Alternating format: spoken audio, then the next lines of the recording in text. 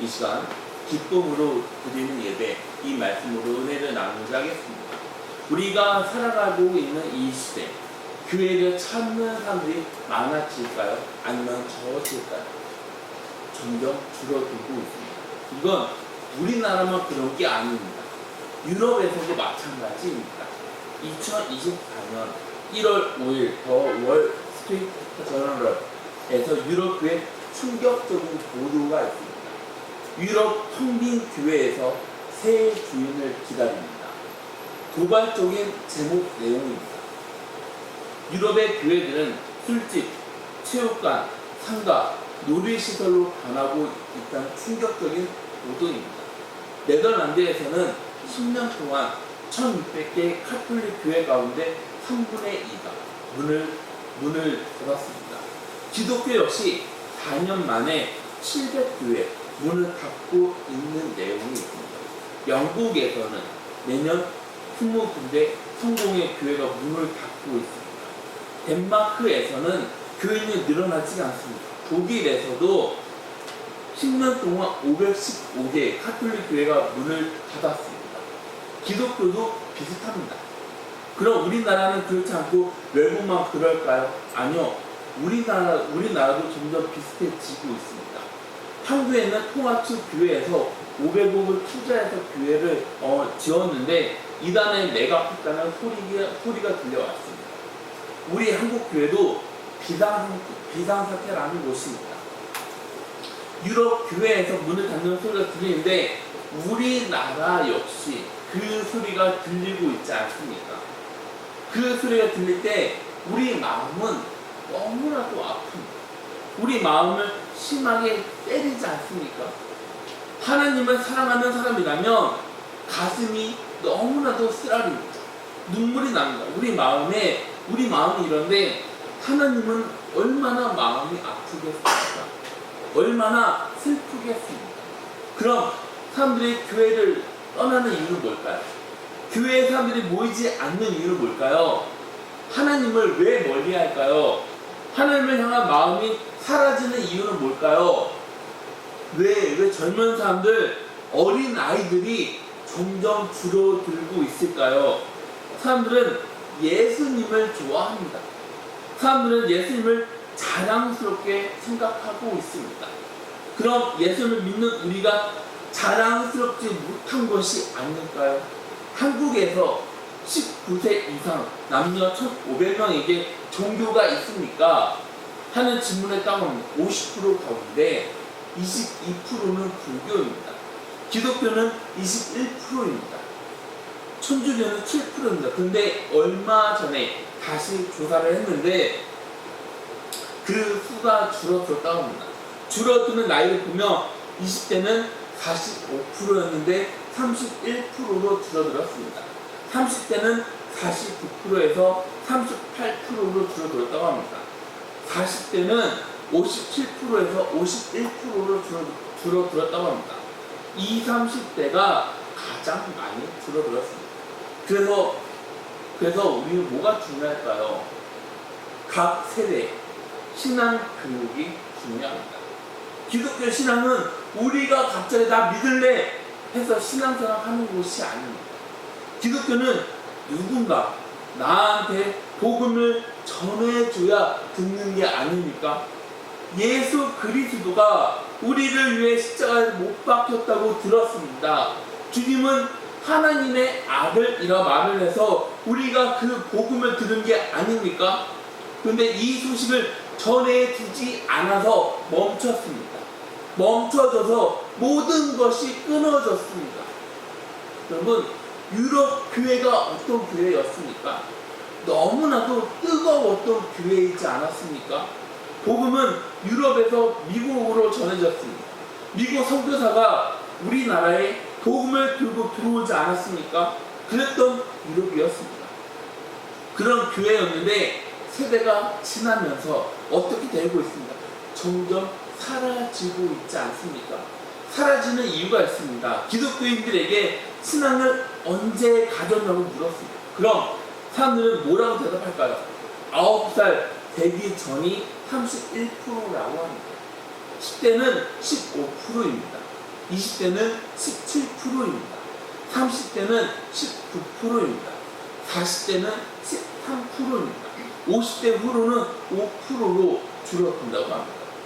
어릴 때 신앙생활 하는 게 얼마나 중요한지, 교회가 왜 다음 세대에 관심을 가져야 하는지, 우리가 하나님의 사랑 복음을 더 많이 이야기해야 하는지를 알려주고 있지 않습니까?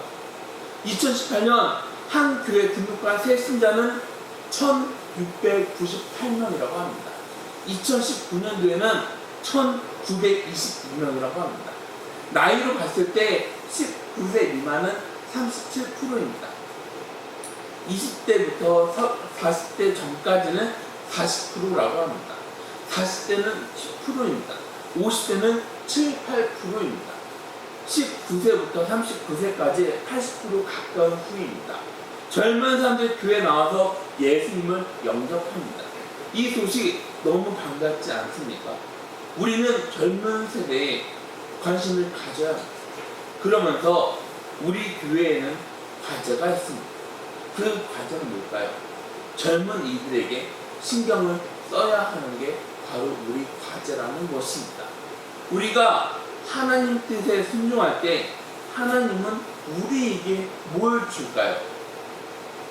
바로 기쁨을 주십니다. 사역하면서 저 자신에게 이렇게 질문한 적이 있었습니다. 우리 교회는 어떤 교회가 되어야 할까? 우리 교회 어떤 교회가 되어야 할까? 하나님이 기뻐하는 교회가 되는 것이 당연하죠. 그런데 우리는 하나님이 기뻐하는 걸로 끝나면 안 됩니다. 그럼요, 하나님의 기쁨이 우리 기쁨이 되어야 하는 것입니다. 그럼 기쁨의 중요한 건 뭘까요? 예배의 기쁨을 회복해야 하는 것입니다.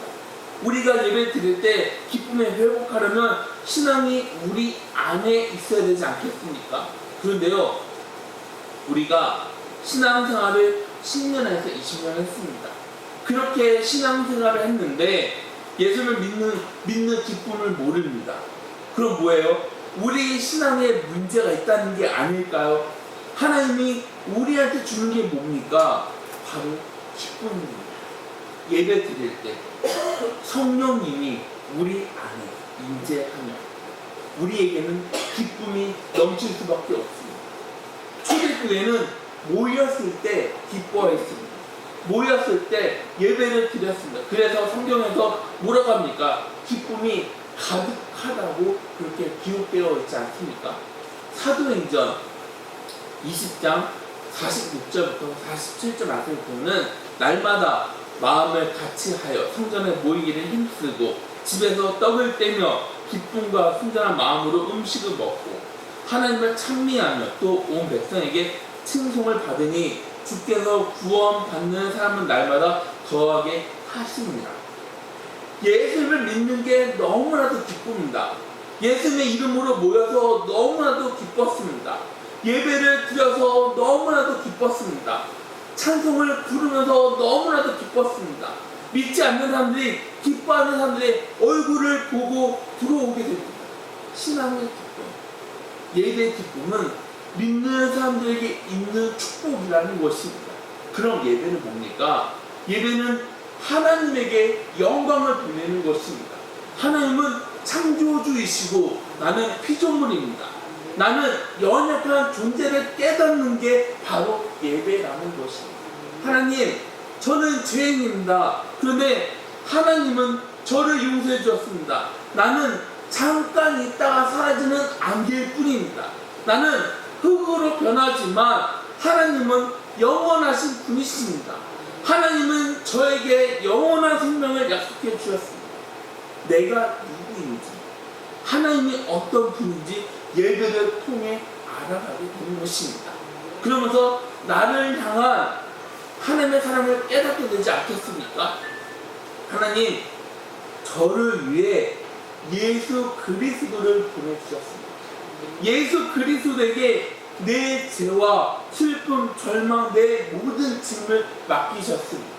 주님은 내 모든 것을 지고 골고다 언덕에서 십자가 죽음을 당하셨습니다. 주님이 십자가를 지심으로 내 모든 짐을 내려놓게 하셨어요.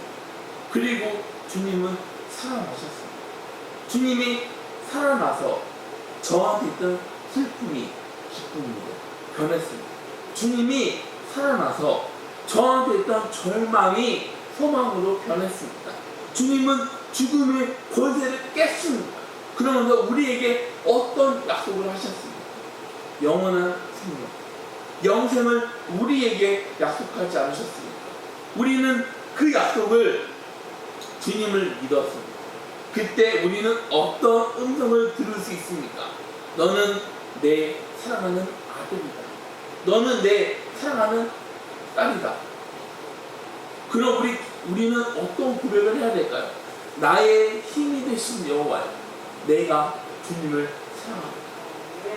기독교 신앙은 벽을 마주하는 게 아닙니다. 인격이면서 사랑이십니다. 예수 그리스도에게 나아가는 것입니다. 예수님은 저와 여러분을 사랑하십니다. 그럼 우리도 예수님을 사랑하지 않습니까? 이렇게 고백하는 게 당연하지 않습니까? 영과 진리로 드리는 예배에는 감사 기쁨이 있습니다. 예수님이 예배를 어떻게 드리라고 합니까? 영과 진리로 드리라고 말하지 않습니까? 하나님은 영이십니다. 하나님은 진리이십니다. 그럼 영은 뭐예요? 뜨거운 감성입니다. 영과 진리는 함께합니다. 영이 없는 진리, 성령의 뜨거움이 없습니다. 그러면서 뭐만 붙잡고 있어요? 진리만 붙잡고 있으면 우리 마음은 단단해지고 굳어질 수밖에 없습니다. 그런데 반대로 진리가 없습니다. 진리가 아니라 감성을 잡으면 어떻게 될까요? 영적으로는 영적의 흥분만 기대하고 있습니다. 그래서 천박해질 수밖에 없는 것입니다. 예수님이 뭐라고 말합니까? 우리 영으로 간절한 마음, 사랑하는 마음입니다. 하나님께 드리라 말하지 않습니까? 하나님은 진리이십니다. 그래서 하나님에게 나아가라고 하십니다. 영과 진리가 함께 하잖아요. 그럼 우리 감성은 풍성해질 수밖에 없습니다. 우리 지성은 겸손해질 수밖에 없는 것입니다. 우리 의지는 하나님이 허락해준 비전으로 나아가게 되는 것입니다. 저는 이렇게 생각할 때가 있습니다. 어떻게 하면 하나님이 좋아하는 신앙을 가질 수 있을까요? 하나님의 좋아하는 신앙은 어떤 모습일까요? 그건 감사의 신앙이지 않을까요? 여러분, 우리에게 감사가 있잖아요. 그럼 우리 영혼은 움직입니다. 하나님, 내 영혼에 기쁨을 주셔서 감사합니다. 하나님, 저를 지금 이 자리까지 인도해 주셔서 감사합니다. 하나님, 제 주위에 좋은 사람들을 붙여주셔서 감사합니다. 오늘 이렇게 고백하는 예배, 감사로 예배를 드리잖아요. 그럼 우리에게 오는 것이 있습니다. 그게 뭘까요? 바로 기쁨입니다. 이 기쁨은요, 세상에 주는 기쁨이 아니라 그 이상의 기쁨이 되는 것입니다. 세상에 주는 기쁨을 훨씬 뛰어넘는 기쁨이 되는 것입니다. 예수님은 우리에게 어떤 기쁨을 줄까요? 바로 하늘의 기쁨을 주십니다. 예수님이 십자가를 지기 전에 제자들한테 어떤 것을 가르칩니까? 요한복음 16장 22절 말씀을 보면은 지금은 너희가 근심하나 내가 다시 너희를 부리니 너희 마음이 기쁠 것이요 너희 기쁨을 빼앗을 자가 없으리라. 지금 너네 힘든 길을 가고 있어. 그런데 너네는 나를 다시 만날 거야. 그럼 그때 너의 기쁨은 말할 수 없을 정도로 너무 커. 이 세상은 너네 기쁨을 뺏을 수가 없어. 여러분, 하나님이 우리에게 주는 기쁨을 놓치면 안 됩니다. 예수를 믿는데 기쁨을 놓치잖아요. 그럼 우리는 어떻게 살아가게 될까요? 허무하게 살아갈 수밖에 없습니다. 허무한 세월을 흘러갈 수밖에 없습니다. 그리고 하나님이 주는 기쁨을 놓치면 우리 자신을 잃어버리게 됩니다. 그럼 잃어버리는 걸로 끝이 날까요? 소중한 사람들까지 잃어버리게 만들어. 우리는 사람을 만날 때 있습니다. 그럼 우리는 어떤 사람들을 만나요? 나한테 에너지를 주는 사람을 만날 때 있습니다. 그런데 반대로 내 에너지를 뺏어가는 사람을 만날 때가 있습니다. 그럼 누가 여러분에게 에너지를 줍니까? 기쁨이 넘치는 사람이 여러분에게 에너지를 주지 않습니까? 내가 기쁨의 존재라는 것을 아는 사람, 내가 기쁨으로 모든 일을 감당할 수 있는 사람, 이런 사람들이 우리에게 에너지를 주지 않습니까? 예수님이 우리에게 준 축복의 삶이 바로 이겁니다. 오늘 우리는 예배를 드리고 있습니다. 그런데 여러분, 예배의 자리로 나올 때 기쁨으로 나오셨습니까? 우리는 기쁨이 아니라 이 세상의 모든 짐을 짊어지고 나온 게 아닙니까? 걱정이 우리 안에 너무 많습니다. 우리 마음에 고구마 한 2,000개가 쌓여 있는 것처럼 답답할 때가 너무 많이 있습니다. 내가 짐들을 가지고 나왔는데 그 짐들은 나를 밟고 있습니다. 그 짐들로 인해 일어날 수가 없습니다. 이런 막막한 심정으로 나온 분들이 없습니까? 천사 3명이 모여서 이런 이야기를 나눴다고 합니다. 사람들은 어떤 재미로 살아가는지 모르겠어요. 그러자 천사 1명이 사람들은 그렇지만 하나님은 어떤 재미로 살아가는지도 모르겠어. 그러자 천사 1명이 하나님, 사람 가운데 누가 재미있게 살아가는지를 모르겠어. 천사들의 이야기를 듣는 하나님이 그 천사 3명을 불러서 숙제를 내줬다고 합니다. 숙제는 이 세상에 내려가서 행복한 사람 얼굴을 카메라로 찍는 것입니다. 그래서 천사들이 이 세상에 내려와서 가장 행복한 사람 얼굴을 찾아서 찍어서 하나님한테 제출했다고 합니다.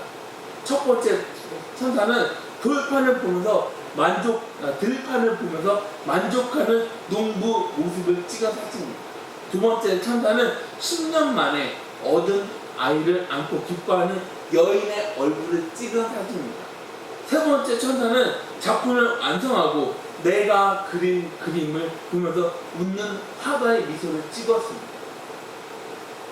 하나님은 천사들에게 수고했다 하면서 뭐라고 했냐면 사람은 맺은 열매로 살아간다고 말을 했습니다.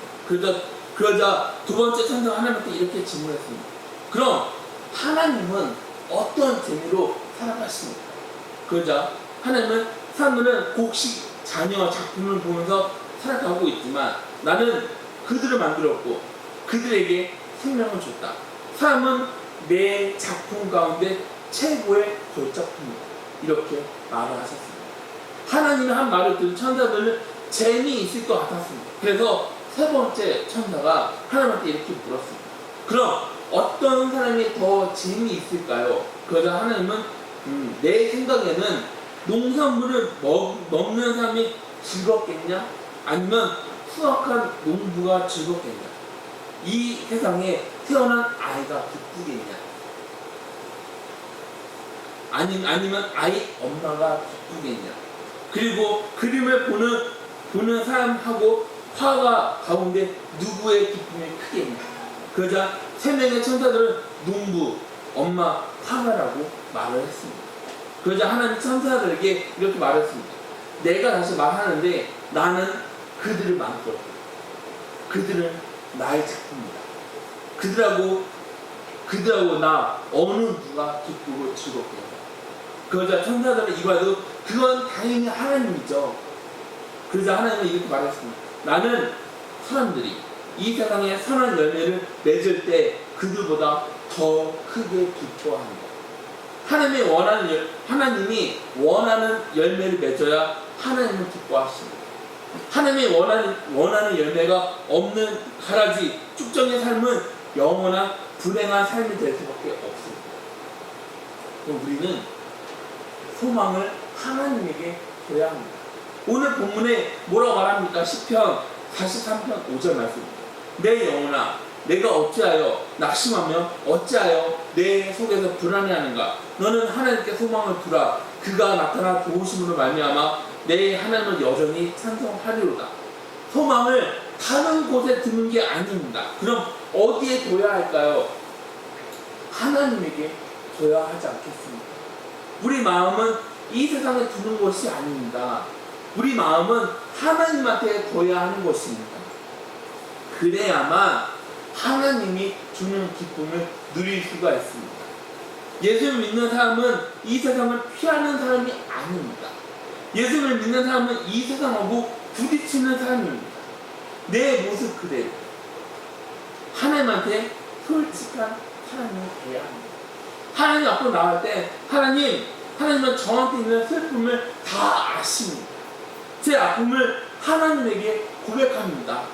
주님, 제 아픔을 치료해 주시옵소서. 하나님, 제 마음을 어루만져 주시옵소서. 내 아픔을 하나님한테 고백해 나아가야 하는 것입니다. 고백할 때 하나님의 손길, 치유의 손길을 체험할 수 있게 됩니다. 하나님의 말씀을 통해 위로를 받게 됩니다. 위로 받으면서 새로운 힘을 얻게 됩니다.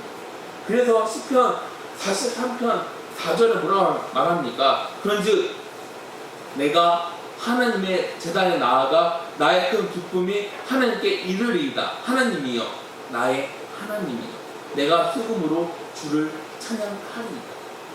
하나님은 어떤 하나님이에요? 큰 기쁨의 하나님이십니다. 우리는 기쁨의 하나님한테 나아가야 합니다. 그럼 우리에게는 어떤 기쁨이 있을까요? 예배 드리는 기쁨이 우리한테 있어야 되지 않겠습니까? 하나님은 우리에게 예배 기쁨을 주려고 뭐라고 하냐면 나한테 소망을 주라고 말하십니다. 다른 곳이 아닙니다. 하나님에게 소망을 둬야 되지 않겠습니까? 그분에게 우리의 삶을 드려야 되지 않겠습니까? 하나님에게 우리 삶을 우리 모든 것들을 맡겨야 하는 것입니다. 하나님은 우리 모든 죄를 예수님 십자가에 같이 달았습니다.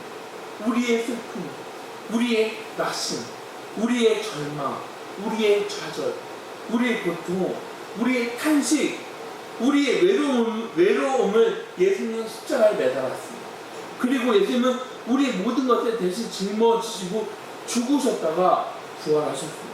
그래서 우리는 예수님만 바라보면서 나아가야 하는 것입니다. 하나님은 우리에게 기쁨을 주셨습니다. 하나님이 우리에게 준 기쁨, 이 세상을 이길 수가 있습니다. 그 기쁨이 여러분에게 있으면 여러분은 이 세상을 기쁨으로 살아갈 수 있게 되는 것입니다. 뭐가 여러분을 답답하게 만들고 있습니까? 뭐가 여러분을 못살게 누르고 있습니까? 뭐가 여러분의 숨을 쪼이고 있습니까? 여러분 꼭 기억하시기 바랍니다. 소망을 하나님에게 주시기를 바랍니다. 우리의 소망은 이 세상에 맡기는 것이 아니라 예수 그리스도에게 둬야 하는 것입니다. 그래야 우리는 이 세상을 이길 수 있습니다. 하나님은 우리에게 기쁨을 주려고 저와 여러분을 초대하고 계십니다. 바로 우리 삶이 예배입니다. 구약에서는 죄를 지었습니다.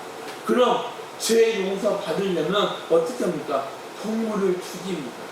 동물이 나를 대신해서 죽었습니다. 여러분 한번 생각을 해보세요. 지금까지 우리가 지은 죄로 인해서 동물을 죽인다면 이 세상에 나만나 있는 동물이 있겠습니까? 아마 한 마리도 남지 않았을 것입니다. 그럼 우리가 좋아하는 치킨은 못 먹습니다. 우리가 좋아하는 돼지는 못 먹습니다. 우리는 맨날 풀떼기만 먹으면서 살아야 되지 않겠습니까? 근데 신약에서는 예수님이 나를 대신해서 죽지 않으셨습니까? 그래서 우리는 하나님한테 나아갈 수 있게 된 것입니다. 우리가 하나님 앞으로 나아갈 때 어떤 고백합니까? 하나님, 예전에 제 모습, 제 아까 교만 거짓의 모습이 무너질 수 있도록 저를 인도해 주시옵소서. 내 예전 자아는 죽었습니다. 내 예전 자아는 죽고 새로운 자아로, 새로운 몸으로 기쁨을 얻어 이 세상으로 나아갑니다. 그래서 바울은 로마서 12장 1절에 이렇게 말합니다. 그러므로 형제들아, 내가 하나님의 모든 자비하심으로 너희를 범하노니 너희 몸을 하나님이 기뻐하는 거룩한 산 제물로 드리라. 이는 너희가 드릴 영적 예배입니다. 먼저 하나님 앞으로 나아가시기를 바랍니다. 그리고 이 세상으로 나아가시기를 바랍니다. 우리가 예배 드리는 기쁨을 회복하기 위해 하나님 앞으로 나아가시길 바랍니다. 여러분, 하나님 앞으로 나아가시길 바랍니다. 우리 예배를 드리면서 받는 기쁨이 있어 이 세상으로 나아가서 승리할 수 있게 되는 것입니다. 그리고 우리가 이 세상으로 나아갈 때 우리는 하나님의 주는 기쁨이 있어 당당하게 나아갈 수 있게 되는 것입니다. 그럼 어떻게 당당할 수 있을까요? 하나님은 우리에게 기쁨을 주셨습니다. 우리는 하나님의 자녀입니다. 하나님은 우리에게 기쁨을 주셨습니다. 그래서 우리는 다른 것을 가지고 나아가는 것이 아니라 하나님이 우리에게 준 기쁨으로 기쁨을 가지고 나아가야 되지 않겠습니까? 저와 여러분은 하나님의 자녀입니다. 하나님의 자녀 권세를 누리는 우리입니다. 그 어떤 것보다 가장 축복이 뭡니까? 바로 하나님의 자녀가 된 것이 우리에게 너무나도 큰 축복이지 않습니까? 다른 것보다 너무나도 소중한 것을 우리는 얻었습니다. 그런데 우리는 살아가면서 그 기쁜 것을 잊어버리고 하나님 왜 나한테 이거를 안 해줍니까? 하나님 왜 나한테 내가 하나님께 기도를 하잖아요. 하나님 왜 나를 이렇게 내버려 두는 겁니까? 그 매우 여러분 한번 우리가 하나님한테 받은 은혜를 다시 한번 기억해 봅시다. 하나님은 우리한테 너무나도 귀한 것을 주셨습니다. 그게 뭡니까? 바로 영생. 하나님의 자녀가 되는 그 축복을 우리한테 주시지 않았습니까? 그거는 이 세상 그 어떤 걸로도 비교할 수가 없는 너무나도 소중한 것입니다. 우리에게 준 하나님의 기쁨, 이거는 이 세상에 뺏을 수가 없는 것입니다.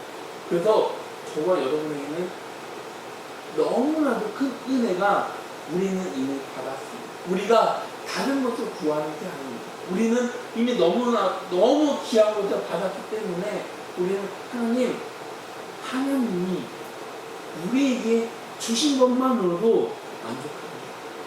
주님, 저한테 너무나도 귀한 것을 주셔서 감사합니다.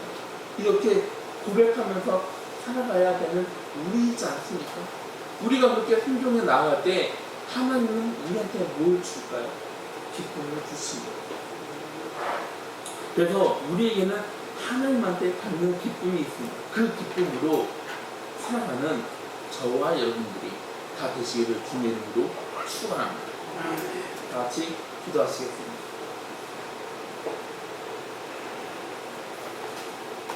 세상에 많으신 주님, 아버지, 우리는 주님으로부터 너무나도 큰 기쁨을 받았습니다. 하나님, 우리가 받은 기쁨은 이 세상에 주는 기쁨하고 비교가 되지 않습니다. 우리는 하나님으로부터 너무나도 큰 은혜를 받은 사람들입니다. 그런데 우리는 그 은혜를 잊어버립니다. 왜 하나님 제 기도를 들어주지 않는 겁니까? 왜 하나님 제가 하는 일을 왜 이렇게 안 됩니까? 하나님 왜 나를 내버려 두신 겁니까? 우리는 이렇게 말할 때 그런데 우리는 그렇게 말하는 것이 아니라 우리 삶이 바로 예배입니다. 우리 삶이 우리가 하나님으로부터 너무나 큰 축복을 받았습니다. 주님, 우리가 받은 축복을, 우리가 받은 은혜를 다시 기억하고 주님한테 나아갈 수 있는 우리 성도님들이 되어줄 수 있도록 아버지 주님께서 인도해 주시옵소서. 우리가 주님한테 순종해 나아갈 때 주님은 우리에게 기쁨을 주십니다. 우리가 그 기쁨으로 살아갈 수 있도록 아버지 주님께서 인도해 주시옵소서. 예수님의 이름으로 기도드렸습니다. 아멘.